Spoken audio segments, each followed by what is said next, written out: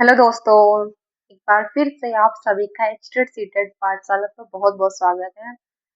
तो आज की वीडियो बहुत स्पेशल होने वाली है। एक तो आज हम फेस टू फेस कनेक्ट हो रहे हैं।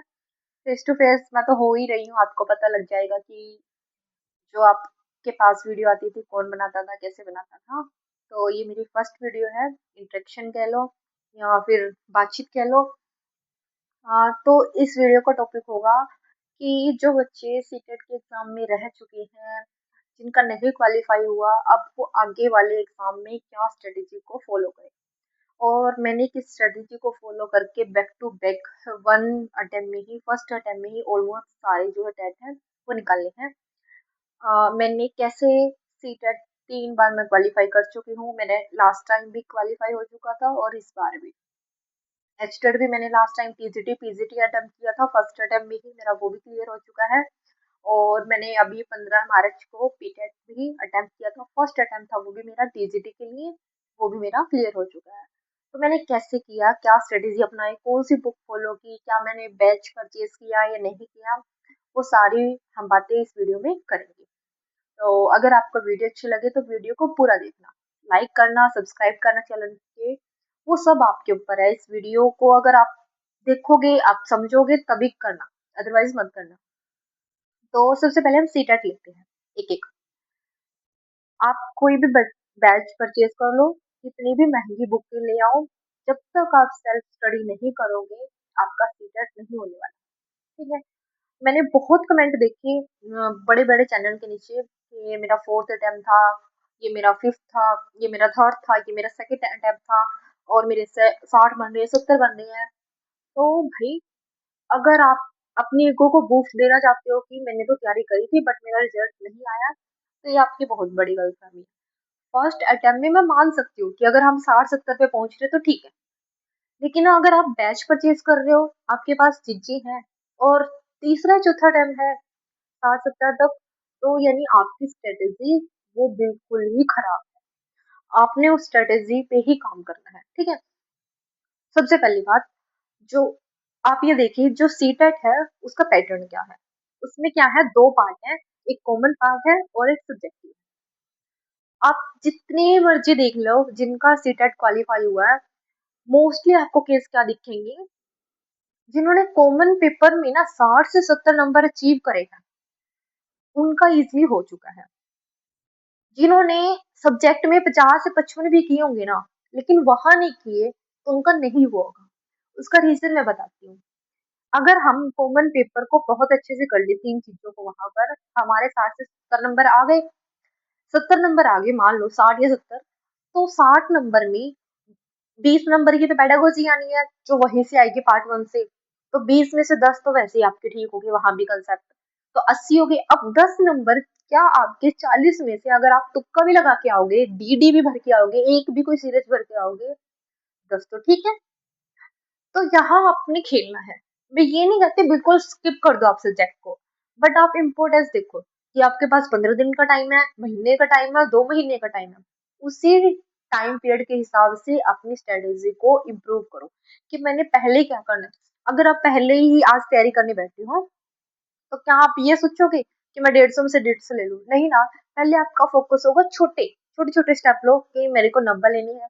देन आप एक श्योरिटी होगी मेरा पेपर हो जाएगा, देन आप आगे नंबर की तरफ इंक्रीज करो अपने आप को कि मैंने 100+ जाना है, 110 जाना है, 120 जाना है, 130 जाना है, तभी इंप्रूवमेंट होगी।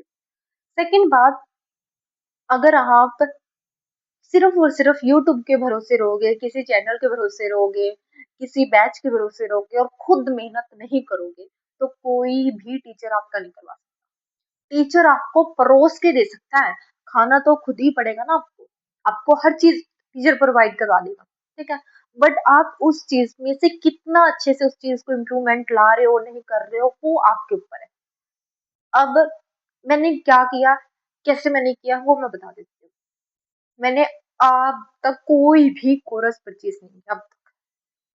फर्स्ट ईयर मैंने सेल्फ स्टडी पे बिलीव करा। मैंने क्या किया, जैसे मैंने फॉर्म फिल करा, जो चार्ट होता है, चार्ट कागज के फॉर्म में, वो सिलेबस जो है मैंने यहाँ चिपका लेती हूँ सामने ही कि क्या क्या सिलेबस है। पास में मैंने भी बेवकूफी कर रखी है, मैंने इनका यूज ही नहीं किया।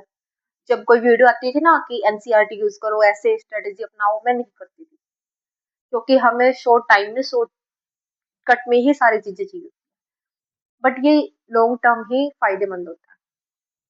आपने निकलवाया, अब आप सबसे पहले एक सब्जेक्ट पकड़ो हफ्ता के लिए, जैसे चाइल्ड डेवलपमेंट, क्योंकि अभी आपकी सीटिंग भी नहीं है कि आप अगर एक ही दिन में सोचोगे ना मैं 10 घंटे पढ़ लूँ, एक दिन पढ़ लोगे, आप 2 दिन पढ़ लोगे, तीसरे दिन आपका खत्म।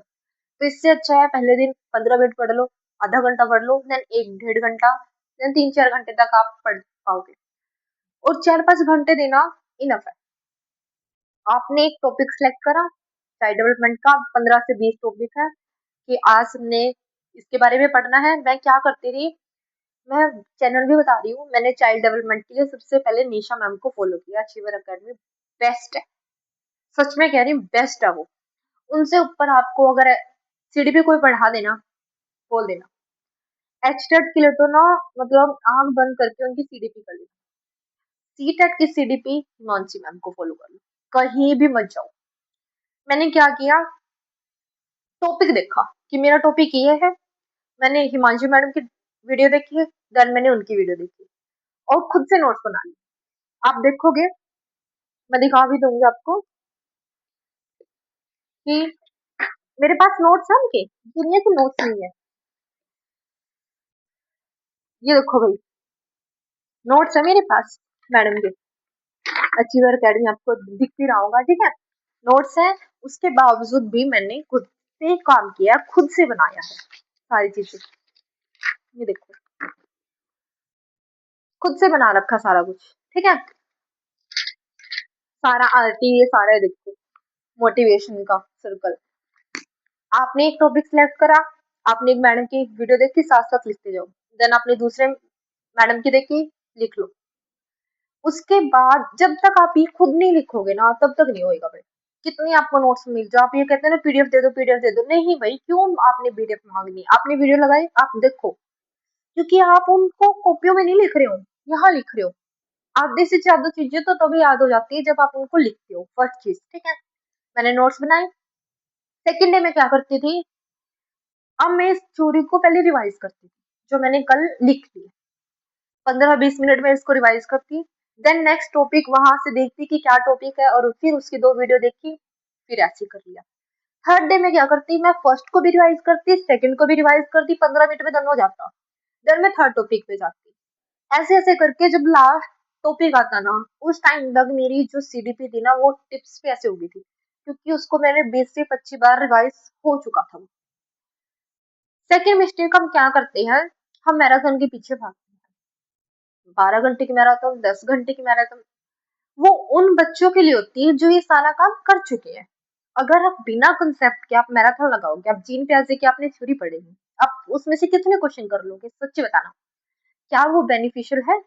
नहीं, बिल्कुल भी नहीं है। आप वो 12 घंटे वेस्ट कर रहे हो, 12 घंटे में तो आपकी हाफ सीडीपी हो जाएगी। पहले कंसेप्ट को क्लियर करो, सारी चीजों को क्लियर करो, उसके बाद मैं क्या करती थी, जब मेरे सारे टॉपिक हो गए, प्रीवियस पेपर जरूर निकलवा लो। जब आप 2,000 की फीस भर रहे हो, सारी चीजें कर रहे हो, बुक्स ले रहे हो, 4 से 5 साल के जो प्रीवियस पेपर है उनको निकलवाने में कितने पैसे लग जाएंगे, 150 से 200 रुपए में सारे प्रीवियस पेपर निकल जाते हैं।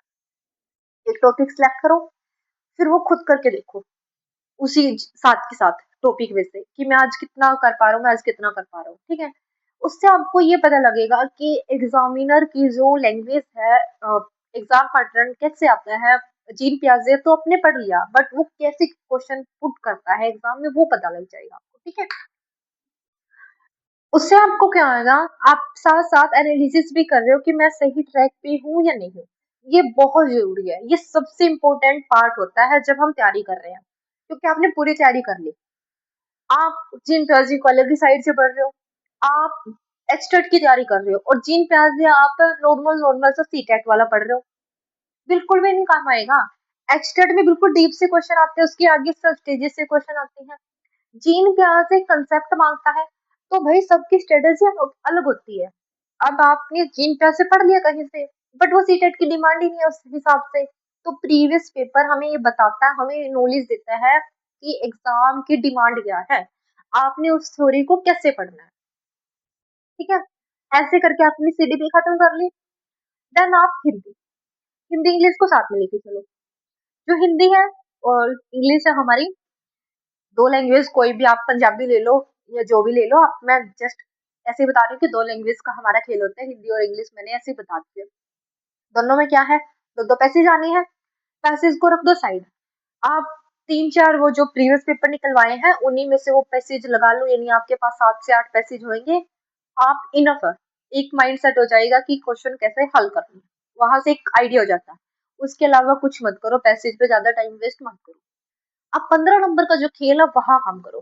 पैसेज में आपके 10 से 12 नंबर कहीं भी नहीं जाने, चाहे आप बिल्कुल ही जीरो उसमें, ठीक है। और 15 में से 15 आते हैं पैसेज में, इक्का दुक्का क्वेश्चन करता है बिल्कुल ही। 15 में से मेरे 13 14 ऐसे नंबर आते हैं और वहीं से करती हूँ मैं। फिर आप आओ पेडागोजी पे, 8 टॉपिक हिंदी में, 8 टॉपिक इंग्लिश में। और लैंग्वेज का खेल है, चाहे आप पंजाबी ले लो कुछ भी ले लो, वहां लैंग्वेज का खेल है। टॉपिक की जो थ्योरी है, तो जो टॉपिक की थ्योरी है ना वो सेम है। सेम कैसे है, 8 ही टॉपिक है, मैंने कहा सीसी का टॉपिक उसमें भी है, उसमें भी है, लैंग्वेज का टॉपिक उसमें भी है, उसमें भी है। आप एक लैंग्वेज में ना उसको ढंग से कर लो। जो 8 टॉपिक है ना, मैंने जैसे बताया ना, आपने एक टॉपिक देखा हिंदी में, 2 वीडियो लगाई उसकी, खुद से नोट्स बनाए, देन नेक्स्ट डे आपने क्या करना है, उसको रिवाइज करना है और नेक्स्ट टॉपिक तैयार करना है। 8 दिन में आपके 8 टॉपिक तैयार हो गए, नहीं एक हफ्ते में। देन नेक्स्ट हफ्ते क्या करो, उसको दोबारा से अच्छे से रिवाइज करो, एक ही लैंग्वेज में जस्ट। जब आप तीसरे हफ्ते में जो इंग्लिश थी या पंजाबी थी, जिसकी भी जो सेकंड लैंग्वेज है उसमें करो। आपने ना सिर्फ 10% ही पढ़ना आ रहा है क्या, आपने हिंदी से जो इंग्लिश में मेन जो वर्ड है वो जस्ट ट्रांसलेट करने हैं। आपकी अंडरस्टैंडिंग हो चुकी है, आपको क्वेश्चन आंसर लगाने आ चुके हैं, आपको सारा काम अब वहां तक आ चुका है। वहां पर खेल लो कि हिंदी में एक बार पढ़ लीजिए, या फिर अगर आपकी इंग्लिश स्ट्रॉन्ग है तो इंग्लिश में पढ़ो, देन हिंदी में उसको जस्ट कर लो। 15 में से 10 12 नंबर आराम से। 20 नंबर का टारगेट, 20 से 25 नंबर का सीडीपी में मान के चलो, और 20 20 नंबर यहाँ। अगर आप यहाँ 60 से 70 नंबर ले लेते हो तो एसएस में या मैथ साइंस में आपको फेल कोई नहीं करेगा। क्यों नहीं करेगा, वहां 20 नंबर का फिर दोबारा पेडागोजी का खेल आ जाना। और वो पेडागोजी कोई अलग सी कोई चीज नहीं है, जो आपने हिंदी इंग्लिश में 8 टॉपिक पढ़े हैं ना वही है।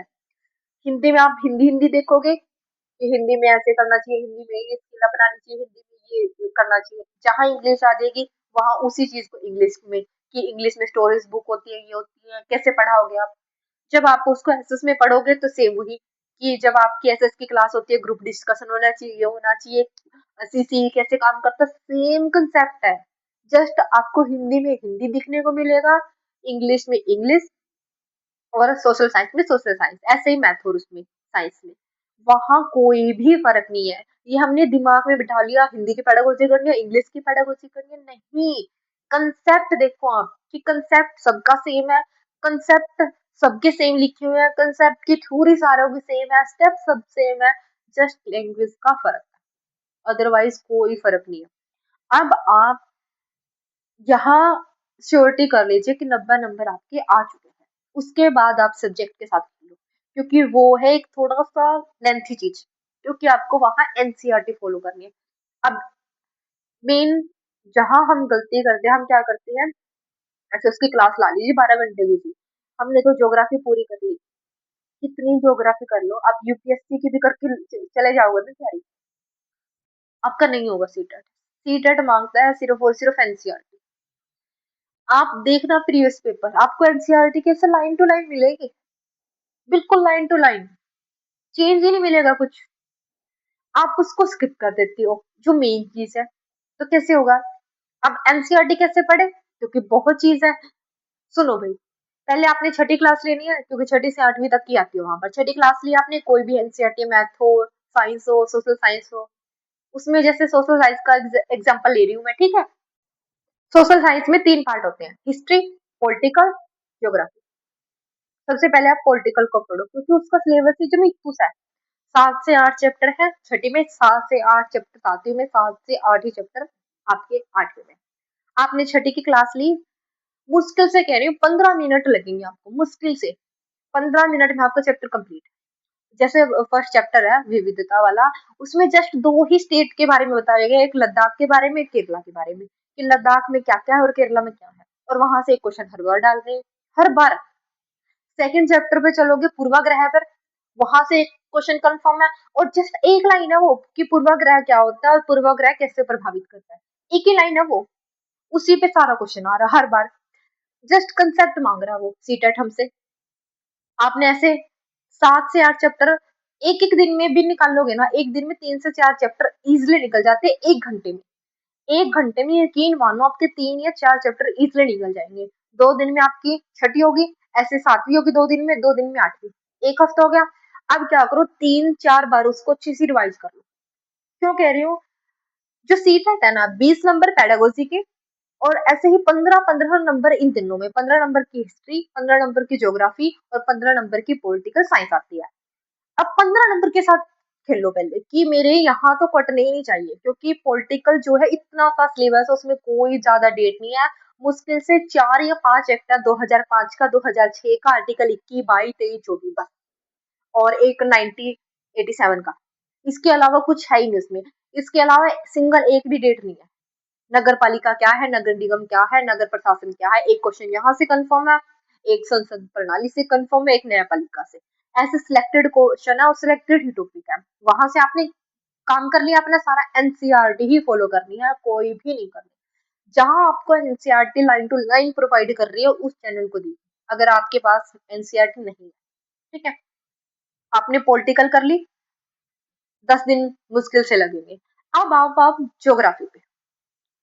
ज्योग्राफी जो चीज है ना, सिलेक्टेड है, कम चीज है, बट वो इतनी अच्छी दे रखी है ना एनसीईआरटी में, आपको किसी बुक में नहीं मिलेगी। और आपको इतनी नॉलेज होगी ना, आपकी पर्सनैलिटी भी बहुत अच्छी ग्रोथ हो जाएगी, क्योंकि आप जब देखोगे ना, अच्छा ये चीज, क्योंकि हमने एनसीईआरटी, हमारी जो जनरेशन है, हमारे स्कूल में उस तरीके से हमने नहीं पढ़ी है जैसे हमने पढ़नी चाहिए थी। आप जब उसको सेल्फ स्टडी कर लोगे ना एनसीईआरटी की ज्योग्राफी की, यकीन मानिए आप अपने आप में बदलाव देखोगे, इतने अच्छे से एक एक चीज को क्लियर किया हुआ है। उसमें दो आप टाइम, कम से कम उसमें दो 20 दिन। आपकी जो 6 क्लास की एनसीईआरटी है, 3 से 4 दिन में कवर करो अच्छे से, दो दो लेसन, इससे ज्यादा मत करो, 2 लेसन बहुत है। एक एक 1.5 1.5 घंटे में आपके होंगे वो, अच्छे से करोगे अगर। ऐसे फिर सातवीं, ऐसी आठवीं, 6 या 7 लेसन हर एक बुक में है।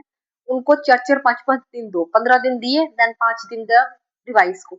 ऐसे आपके एक महीने में पॉलिटिकल तैयार है, ज्योग्राफी तैयार है, और साथ में आपकी वो पेडागोजी तो हो गई। अब हिस्ट्री, यहाँ आपने खेलना है माइंड से। यहाँ हिस्ट्री को अगर आपके पास टाइम है तो ऐसे ही यही वाली स्ट्रेटेजी फॉलो करो। अगर टाइम नहीं है तो क्या करो, सिलेक्टेड चीज करो। जैसे हड़प्पा सभ्यता से क्वेश्चन आने ही आना है, मुगल काल से आना ही आना है, तो जस्ट वो लेसन करके जाओ जहां से हर बारी एनसीईआरटी क्वेश्चन डालती है। क्योंकि एनसीईआरटी बहुत लेंथी है यहाँ पर हिस्ट्री की, और कोई चीज में नहीं, जस्ट हिस्ट्री में है। एक चैप्टर ही, उसमें चीजें बहुत याद करनी है। मेन चीज, आपको टीपू सुल्तान है पूरा पढ़ना है, उसकी तलवार तक का नाम दे रखा है, एक एक चीज का नाम दे रखा, बर्तनों के नाम इतनी है, आप नहीं याद कर पाओगे। अगर आपके पास टाइम नहीं है तो वहां आप सिलेक्टेड चीज करो। आपने स्मार्ट स्टडी करनी है, पागलों की तरह नहीं हमने इतना टाइम देना। आप डेली 3 या 4 घंटे दे रहे हो, बेस्ट है। आपके 110 से 120 नंबर कोई नहीं रोक सकता, ठीक है। आप देखोगे ना, मैं दिखा भी दूंगी मैंने एनसीईआरटी किस लहजे से पढ़ी है, कितनी डीप से पढ़ी हुई ना, मतलब वो दिखने ही बंद हो चुके अक्षर, इतनी बार वो हाईलाइट कर रखी चीजें। और अपनी बुक लो, हाईलाइट करो उसको जितना हो सके। आप कहोगे तो मैं नेक्स्ट वीडियो में अपनी सारी बुक एंड चीजें वो भी दिखा दूंगी कि मैंने कहाँ से क्या क्या किया है। मैं दिखा भी देती हूँ, जैसे मैंने एक्सटेट के लिए मैं बुक, हर एक बुक परचेज की है। जैसे मैंने हिंदी की करी हुई है, अनुष्का की बुक है, ये बहुत अच्छी लगी है। मैं बुक कौन सी परचेज करती हूँ, जिसमें पहले कंटेंट हो। जब तक मुझे कंटेंट की नॉलेज नहीं है तो मैं कैसे एमसीक्यू लगा, नहीं लगते मेरे से। तो पहले मैं क्या करती हूँ, उसका कंसेप्ट पढ़ती हूँ, देन ये ऐसे मैं क्वेश्चन लगाती हूँ। क्वेश्चन लगाने का तरीका मेरा क्या होता है, मैं खुद सॉल्व करती हूँ, और जो जो क्वेश्चन गलत होता है ना एमसीक्यू में, उसका हाईलाइट करती हूँ। देखो, जो जो पेज पे जहां जहां मेरा गलत हुआ हुआ है वो मैंने हाईलाइट किया हुआ है, ताकि जब मैं इसको नेक्स्ट टाइम पढूं तो ये मेरी गलतियां ना हो। जैसे मैंने कंसेप्ट पढ़ा हुआ है, ठीक है, शब्द विचार का तत्सम तद्भव का, मैंने सारा कंसेप्ट पढ़ लिया। जहां भी मुझे लगेगा क्वेश्चन गलत है ऑप्शन वाले में, वहां मैं लगा लेती हूँ। इंग्लिश की मेरे पास पैरामाउंट है भाई, ठीक है, ये है भाई, इसमें भी ऐसे ही दे रखा है, और बुक है मेरे पास, ठीक है। देन फिर भी मैंने उस बुक को जिसके हेल्प के लिए रखा हुआ है, ये देखो, इसमें आई नो बैक स्क्रीन पे दिख नहीं रहेंगे, मैं लगा दूंगी, अगर आप कहोगे नेक्स्ट वीडियो में ऐसे करके बना दूंगी। मैं वैसे ही दिखा रही हूँ कि मैंने खुद से बना रखे हैं इंग्लिश के नोट्स, ठीक है, और सारे हाईलाइट मिलेंगे क्योंकि पढ़ रखे हैं। तो बुक होने के बावजूद भी मैं खुद काम कर रही हूँ। पहली बार में मैंने लिख रखे है, देन हाईलाइट कर रखे, थर्ड टाइम में मैंने इनको रेड पेन से भी किया हुआ मार्क, ठीक है। तो जब आप नोट्स बनाने शुरू कर दोगे, उससे क्या है, ये अभी मैंने शुरू करी है, जब मैं 1.5-2 साल से सीरियस हुई हूँ पढ़ाई को लेके कि हाँ अब मेरे को करना है। उससे पहले तो काम चलाऊ था कि फॉर्म भर दिए, हाँ मैं कर रही हूँ, बस वो वाला हिसाब किताब था। बट अब हाँ कि एक्चुअल में मेरे को जॉब चाहिए, मेरे को पढ़ना है, सीरियस हूँ। और बैक टू बैक 2 ही साल में मैंने P TET, H TET, C TET सब निकाल ली, और सेल्फ स्टडी से, कोई मैंने कोर्स नहीं परचेज किया, कुछ नहीं करा। यूट्यूब पे बहुत मटेरियल है, बहुत ज्यादा, आप चाहो तो वहां से कर सकते हो। तो ये थी भाई सी टेट की स्ट्रेटेजी। आप कहोगे नेक्स्ट स्टेट का, मैं एक एक टॉपिक बता दूंगी आपको खोल के कि कौन सा टॉपिक है, कहाँ से करना है। इंग्लिश का, इंग्लिश और हिंदी की मिलेंगे आपको, क्योंकि मेरा सब्जेक्ट इंग्लिश था, तो मैंने TGT PGT last year English से ही निकाला है। और मार्क्स भी कहोगे, अगर आप कहोगे कि नहीं हमें एक बार तसल्ली हो जाए आपका निकला भी या नहीं निकला, पी टेट हो, सी टेट हो, एच टेट हो, मैं लगा दूंगी लास्ट नेक्स्ट वीडियो में, सारे वो चीज लगा दूंगी, ठीक है। तो अब आप बताना आपको कहाँ प्रॉब्लम आ रही है, कहाँ नहीं आ रही है। अगर ये आपका थर्ड और फोर्थ अटेम्प्ट था सी टेट में, तो यानी आपकी स्ट्रेटेजी में गलती रही, आपका अगर नहीं निकला, जुलाई में, जून या जुलाई में दोबारा से सी टेट हो जाना है। जैसे ही इनका ये अभी रिजल्ट आएगा, उसके बाद ये फॉर्म दोबारा से रीओपन कर देंगे, मतलब दोबारा से स्टार्ट हो जाएगा इनका। तो ये 2 महीने अब आपके पास गोल्डन अपॉर्चुनिटी है, जाने मत दो इसको, कि जून जुलाई वाला सी टेट तो हमारा ही है, ठीक है। जिसका बीटेड हो गया उसको कॉन्ग्रेचुलेशन, जिसका नहीं हुआ भाई वो अब अच्छे से करो। बीटेड के लिए भाई मैंने कोई स्पेशल चीज नहीं अपनाई, मैंने इवन मुझे तो पंजाबी जो है मैं अटक अटक के पढ़ती हूँ, जोड़ जोड़ के, बिल्कुल बच्चों की तरह। मैंने वहाँ इंग्लिश के साथ किया है, सारा का सारा इंग्लिश से ही किया है। सीडीपी जो थी मैंने इंग्लिश में कर ली, जो इंग्लिश वाला सेक्शन था वो था ही, एसएस वाला सेक्शन भी मैं इंग्लिश में करके गई थी। और जो पेडागोजी, सॉरी वो पंजाबी रह गई 30 नंबर की लैंग्वेज वाला, वो मैंने ऐसे ही अटक अटक के पढ़ लिया, और वहां मेरे 25 नंबर आए हुए हैं 30 में से, जो लैंग्वेज वाला है। क्योंकि इजी आता, इतना भी नहीं आता कि आप नहीं पढ़ पाओगे। मैंने कहा ना मैं अटक अटक के पढ़ रही हूँ, तब भी मैं 25 अचीव कर चुकी हूँ वहां पर भी।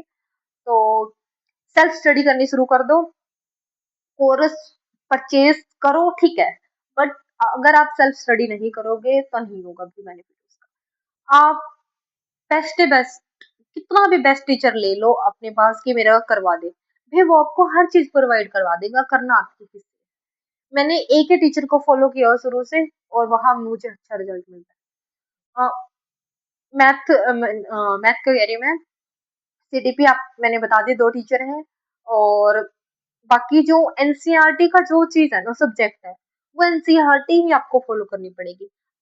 मैं यहाँ पर आपने देखा होगा चैनल पे 6 की, 7 की और 8 की तो डाल चुकी हूँ वीडियो। एच टेट की जो हमारा सब्जेक्ट आता है, वहां से आप देख सकते हो, मैंने नोट्स डाले हुए हैं इस पे चैनल पे। वहां भी मैंने एनसीईआरटी के नोट्स भी पढ़ रखे हैं बुक से। देन मैंने यहाँ भी अपनी जो शॉर्ट नोट है खुद से लिखे हुए वो डाल रखी है, क्योंकि जब आप खुद से नहीं लिखोगे आपका नहीं होने वाला। क्यों नहीं होने वाला? क्योंकि आप बुक को कितना बार पढ़ लोगे, आप शॉर्ट में चीजें रखो, और वो जब लिख रहे हो तो यानी आप उसके बारे में सोच रहे हो, दिमाग में डाल रहे हो, ठीक है। वीडियो आपको तभी बेनिफिशियल देगी जब आप उसको लिखना शुरू कर दोगे। तो लिखने से मत बचो। प्रीवियस पेपर जब तक आप नहीं अपने सामने रख के बैठोगे, आप मार खाओगे। आप पास भी हो जाओगे, बट आपका अच्छा स्कोर नहीं होगा। अगर आपको चाहिए ना कि फर्स्ट अटेम्प्ट में निकले मेरा और अच्छे स्कोर के साथ निकले, तो प्रीवियस पेपर मस्ट है। आप कहोगे तो मैं सीटेट के पेपर दिखा दूंगी कि मैंने 5 साल के पेपर निकाले और कितनी बार मैंने वो लगाया है। जब आप फोन से कोई भी मॉक टेस्ट लगा रहे हो, कोई भी प्रीवियस पेपर लगाते हो, उसकी बात ही अलग होती है। जब आप फिजिकली लगाओगे उसके दो बेनिफिट होंगे। एक तो आपने गलती करी, जैसे मैं बता रही हूँ कि मैं गलती करती हूँ, मैं उसको हाईलाइट कर देती हूँ। मैंने पेपर लगाया, पेपर में मैंने देखा 30 में से मेरे 25 नंबर आए सीडीपी में, जो 5 क्वेश्चन गलत है उनको हाईलाइट कर देती हूँ, नेक्स्ट डे मैं उनको पढ़ती हूँ, 3-4 बार उन क्वेश्चन को ना हाईलाइट करे होकर पढ़ लेती हूँ। अब वो गुंजाइश ही नहीं रहेगी कि वो चीज मेरे दिमाग से स्किप हो जाए, क्योंकि मैंने उसको बहुत टाइम दे दिया। अब क्या आप ये मॉक टेस्ट अगर जब फोन में लगाते हुए कर सकते हो, जो गलत हो गया गलत हो गया, ज्यादा से ज्यादा आप उसका आंसर देख लेते हो कि ये आंसर था, बस। आप उसके पीछे तो नहीं काम करते। मैं क्या करती हूँ, मैं जो गलत हो गया ना, तो अभी फोन में सर्च मारती हूँ, अगर कोई नई थ्योरी आ जाए क्यों आया, और उसी पेज पे लिख लेती हूँ, जहां क्वेश्चन गलत हुआ ना उसी पे लिख लेती हूँ कि ये इसका रीजन ये हुआ था, ये इन्होंने माना है और इस रीजन से माना है। अब जब मैं उसको दोबारा रिवाइज करूंगी तो मेरे दिमाग में पूरी की पूरी थ्योरी छप चुकी होगी। तो ये बेनिफिट होता है प्रीवियस पेपर का। तो प्रीवियस पेपर मस्ट है, जरूर लगाओ। ठीक है, अब बताना आपको ये वीडियो जेन्युइन लगी नहीं लगी, आपके कुछ डाउट जो है वो क्लियर हुए हैं नहीं हुए हैं, कमेंट जरूर करना। ठीक है, जो नए सब्सक्राइबर आएंगे या कुछ भी नए जुड़ेंगे तो वो प्लीज जरूर बताना आपको ये वीडियो बेनिफिशियल लगी या नहीं लगी। ऐसे ही आपके लिए वीडियो लेके आए नहीं लेके आए, और अगर आपको किसी टॉपिक में दिक्कत आ रही है तो प्लीज वो बता भी देना। और अब हम सी टेट एच टेट पे काम भी करेंगे चैनल पर। तो ये थी भाई आज की वीडियो, मिलते हैं नेक्स्ट वीडियो।